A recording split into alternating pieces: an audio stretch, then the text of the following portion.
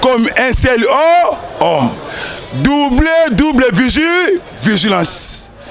Kanambe Kazemere Hippolyte, tonton Moutouale, désigné na kati ya Congo Kinshasa, ndenka kabalobi awa na Moustapha, ayaki COP a créé il y a beaucoup de sociétés pour l'intérêt il y a des pays voisins Rwanda, Tanzanie, Ouganda, tout wana pour nous souffrir peuple congolais. Tant on a zokota na politique bon mona ke mwana mama mambu maso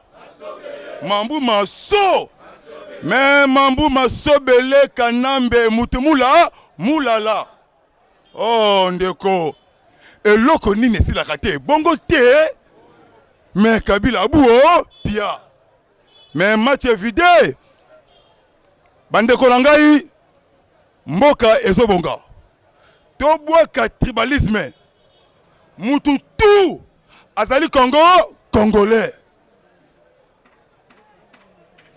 IDPS vivant Hippolyte mais bilye kiye bikoki olukaka makambu Kabila okomona ya yango olukaka makambu okomona ya yango parce que peuple congolais en colère. Na lancé message na CLC catholique SCC oye kambami na André Bokundowa ya SCC NON dialogue eza te oh concertation eza te botika Fachi à l'aise à sauver encore peuple congolais olingi dialogue kende na Uganda na Rwanda dialogue eza te to boyi bofinga ka président nommé bongo te bomoni mbalali boso na Congo président politicien Fachi beto oh nzambi na munu lobi mokonzi ya mbuka elobata pasteur mukuna mais Fachi a commis que exagéré non mais il y a beaucoup de ordonnances tala mokonzi ya mboka beaucoup ya sagesse abengi ilukamba ilunga vient otambolaka te alezo avion kende na Lubumbashi azwi ngoyi mukena oya défense mukena toi aussi zo avion kende mission de service na Lubumbashi mais na likunzi ya mboka mutu akosigné ordonnance ministre ya intérieur papa acclamé pour na Fachi Beton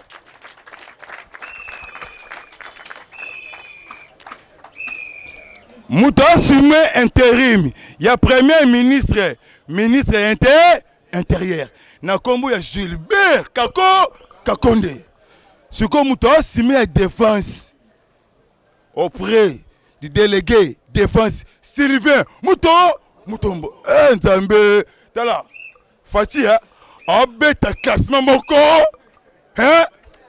non somo IDPS vivant mais Kanambe Hippolyte c'est fini pour lui et si lui Kanambe Kazemere samedi azalaki na Kingakati a convoqué réunion urgente tomoni présence ya Corneille Nanga na kati ya Kingakati mais Nanga mutumula la audit bientôt réforme na seni mais Kabila accordé interview na BBC chaîne ya ba anglais mais Kabila leli comprenez mon émotion mais Kabila a révisé azali étranger mais Kanambe Hippolyte maman na ye Marceline Mukuje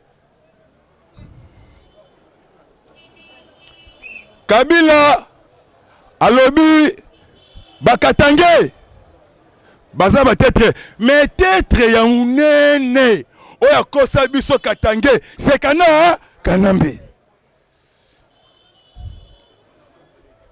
maman na ye comme na ye Marceline Mukamukuje IDPS viva suko yoka lobi bazui baba kingu wakumwanza alobi oui azalaki enfant adopté adopté to yebi été to qualifié comme un roi un rwandais aki ko réfugié na okata katanga obi ke suko nani oyo azana sima parce que to sauver honneur ya mboka na biso mboka ebimi na bowumbu ya ba diable de Tasmania IDPS viva mokonzi ya mboka azwi papa na biso azalaki procureur général ya Matete na kombo ya Kisula Bentuka ya commis na cour de cassation comme secrétaire exécutif lutte contre des capitaux blanchissement d'argent au service national financement et de logistique donc indien ba chinois ba bebi na bango oi ba indien oi indo pakistanais na mayo parce que mokonzi ya mboka atomboli ba juge likolo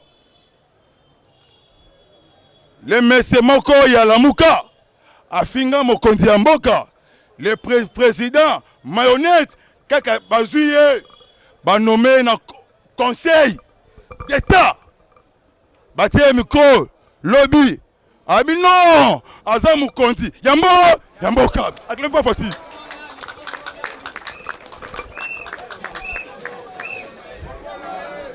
IDPS viva comme on a ça soki tasokia merci comment on a ah comme on a José Tasoki José IDPS viva mais Radio Kapi et bengi José Tasoki était micro mais monsieur bonjour mais yo finga président mayo honnête non mukonzembo ya mboka donc mati échanger yango na ko finga mute sali bien mais avant finga obalola lolemu mais badi banga boyebi Mwamba Alexis abenganaka directeur ya cabinet ya badi banga mais mukonzi ya mboka la lumière historique Fachi Kembo na Yahweh alléluia amen oh Seigneur yuka mokonzi ya mboka abengi pe a nommé a commis na conseil d'état ce a commis likolo ya tambwe Mwamba IDPS viva ce qu'on loi kaningi le caméra vitale a bébi na ye parce que le 24 juillet risquera sous 10 ans sous la prison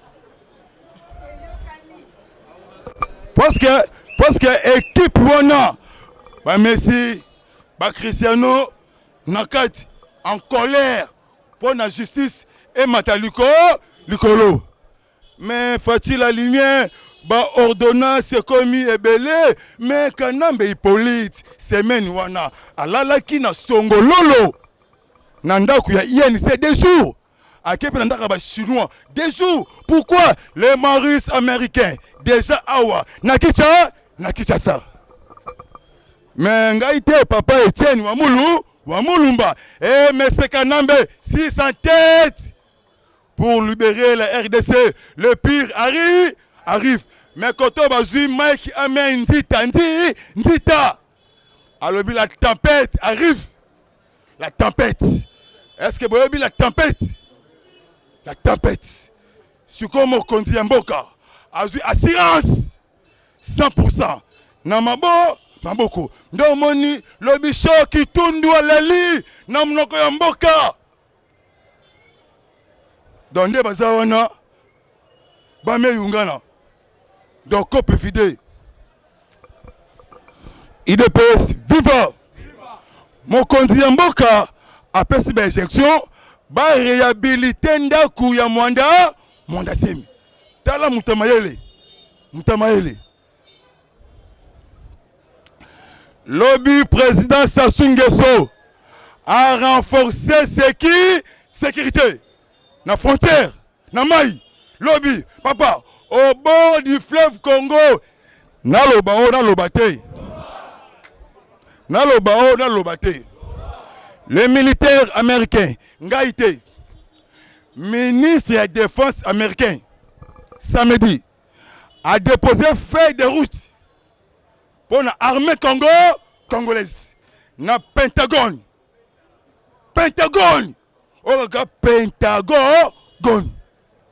yoka alobi boye écartement ya John Numbi et sepelisi ba américain sikoyo programme ya réforme na armée congolaise de ba tongela ba FARDC na biso ba caserne militaire tous les camps pe soldats à Osaloko sotali soldats le corps soldat américain face à la Bongo était soldat Konda on dirait Konda bien té hein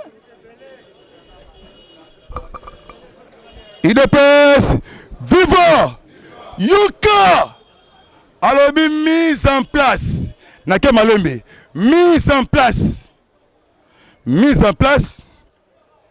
pour investir force armée américaine na sol ya RDC pour neutraliser tous les groupes négatifs toko longwa awa na Congo mukolo Yesu akosala nini aye ndo monika nambe kasembere atali sima même tokotela ye azate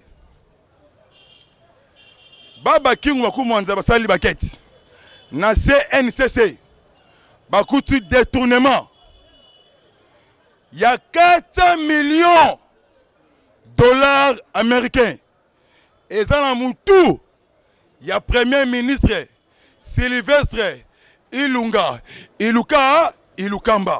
bientôt opération Kanga Ete Naboloko Tala Soni maire de la ville Yakwilu Bandundu a détourné 200 tonnes ya ciment Nabatol Nambongo Bakangiye Fatibe béton Babiloko ya mboka na ciment koyiba c'était koyiba hein IDPS viva natikali na trois bords mwana mama Mambu Maso mais Mambu Maso belé ici ça va mais là-bas KO président américain a félicité mokonzi ya mboka na biso politique ya mayele oya beti et kamwisi monde mobimba nakomi vers à la fin famille ya Chebea samedi ba félicité mokonzi ya mboka na écartement ya John Numbi aza criminel a autorisé la femme congolaise à piller mboka peut va porter plainte contre Johnny Numbi. Yo moté Numbi kuna na Lubumbashi kuna na Kolezi batu bakufi samedi dimanche na Kolezi femme violée IDPS viva mokonzi ya mboka na biso arosala 40 ans na pouvoir ozali mandaté ozali entraînement ndenge ni mboka eko changer boye pendant la pandémie ndenge et déranger biso mandat bongo te faut tika fati à l'aise asala musala pour sauver tous les Congolais toboyi dialogue. Oh Mosengo, oh Ambongo Mutumulala, na maye wo. Mais tant que mokonzi mboka yamba ki Benoît Luamba. Aïe ça nini? Kwashiki. Est-ce que boy moi Kwashiki. Donc mercredi oyo keba flash ordonnance. Nomination. Nouveau président intérimaire Yakou constitutionnel. Wana jour yango Kabila kati pour ça ba kangi ba zonga c'est mboka. Oko bimate sanini zonga. Pendant que dans ce qui ça, UDPS viva. Lobby les deux pays puissants. États-Unis, na Israël. Samedi vendredi. Ba pesi biso armée congolaise. 50 chars de combat sophistiqués. Maboko.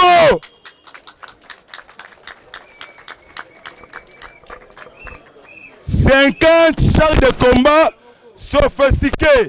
D'été 12 000 armées sophistiquées. Kanambe 48 heures et coquille le lot. Balobi tous les chiens. Oh Bazakuna. Namabele.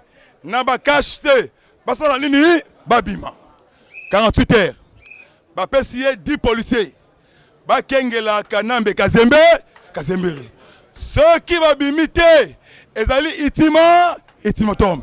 Ce qu'on va poudrer. Bon côté. Voilà Basamboussier. Merci vraiment lobby.